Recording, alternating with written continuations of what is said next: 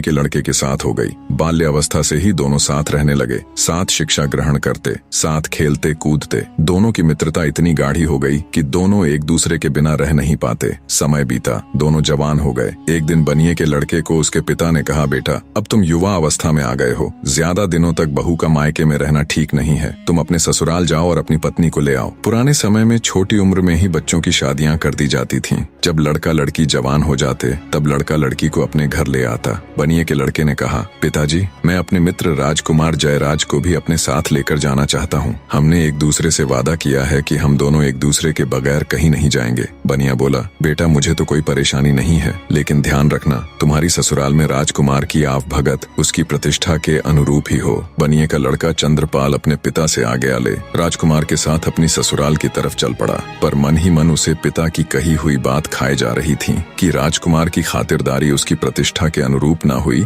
तो कहीं उसे बुरा न लग जाए। रास्ते में एक देवी का मंदिर पड़ता था। मान्यता थी कि वहाँ जो कोई कुछ भी मांगता उसकी मुराद पूरी हो जाती। बनिया और राजकुमार भी जब मंदिर के सामने पहुँचे तो वो भी मंदिर में देवी दर्शन के लिए चले गए। चंद्रपाल ने मन ही मन हाथ जोड़ देवी से प्रार्थना की, हे देवी मेरे लिए मेरे मित्र से बढ़कर कुछ भी नहीं है। मेरी ससुराल में उसकी आव भगत उसकी प्रतिष्ठा के अनुरूप ही हुई तो वापस लौटते समय मैं आपको अपना सिर भेंट कर दूंगा। दोनों चल पड़े और कुछ समय की यात्रा के बाद चंद्रपाल यानी बनिए के लड़के की ससुराल पहुंच गए। चंद्रपाल का ससुर अपने शहर का बहुत बड़ा जाना माना साहूकार था। उनके पास किसी चीज की कोई कमी नहीं थी। उन्होंने अपने दामाद और उसके मित्र की खूब अच्छे से खातिरदारी की और 15 दिनों तक उन्हें जाने नहीं दिया तथा बड़े मान सम्मान के साथ उनकी आवभगत की, जिससे चंद्रपाल और राजकुमार बहुत प्रभावित हुए। 16वें दिन चंद्रपाल के बहुत कहने पर उन्होंने बड़े आदर सत्कार सहित अपनी बेटी के साथ उनको विदा कर दिया। रास्ते में राजकुमार ने अपने मित्र के आगे उसके ससुराल वालों की बड़ी प्रशंसा की। चलते चलते जब वे देवी के मंदिर के सामने पहुंचे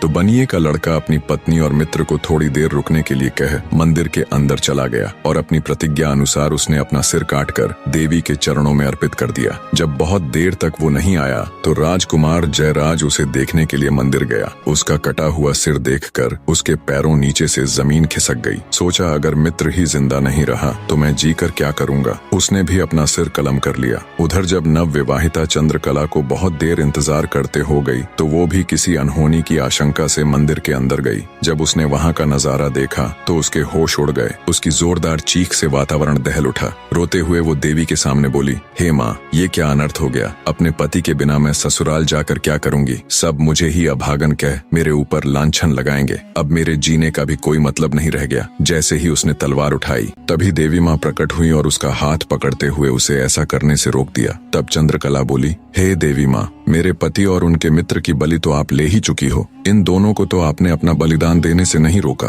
तो अब मुझे क्यों रोक रही हो। मेरी भी बलि ले लीजिए, और वैसे भी मैं अपने पति के बगैर जीकर करूंगी भी क्या। देवी माँ बोली, मैं तुम्हारे पति की भक्ति, राजकुमार जयराज की दोस्ती और तुम्हारी अपने पति के प्रति निष्ठा और प्रेम देखकर बहुत प्रसन्न हूँ। इसलिए मैं तुम्हारे पति और राजकुमार दोनों को जीवन दान देना चाहती हूँ। तुम ऐसा करो, दोनों के शीश उनके धड़ के ऊपर ज्यों के त्यों रख दो, मैं उन्हें पुनर्जीवित कर दूंगी। चंद्रकला ने जल्दी जल्दी से उन दोनों के सिर उठाए और उनके धड़ों के ऊपर रख दिए। देवी माँ ने अपना हाथ उठाकर एक दिव्य प्रकाश की किरण छोड़ी और दोनों जीवित हो गए। उनको जीवित करने के बाद देवी माँ अंतर्ध्यान हो गई, लेकिन जल्दबाजी में चंद्रकला से एक गड़बड़ हो गई। उसने अपने पति का सिर राजकुमार के धड़ के ऊपर रख दिया और राजकुमार का सिर उसके पति के धड़ पर। राजा विक्रमादित्य रानी के पलंग से बोले, रानी के पलंग बताओ अब चंद्रकला किसकी पत्नी हुई, बनिए के लड़के चंद्रपाल के धड़ वाले की या फिर उसके शीश वाले की। रानी का पलंग बोला, महाराज मेरे अंदर इतना दिमाग कहाँ कि मैं आपकी ये गुत्थी सुलझा पाऊं। मैं तो यहाँ पड़ा रहता हूँ एक तरफ, ना कभी रानी मुझे झड़काती है न कभी बिछाती है।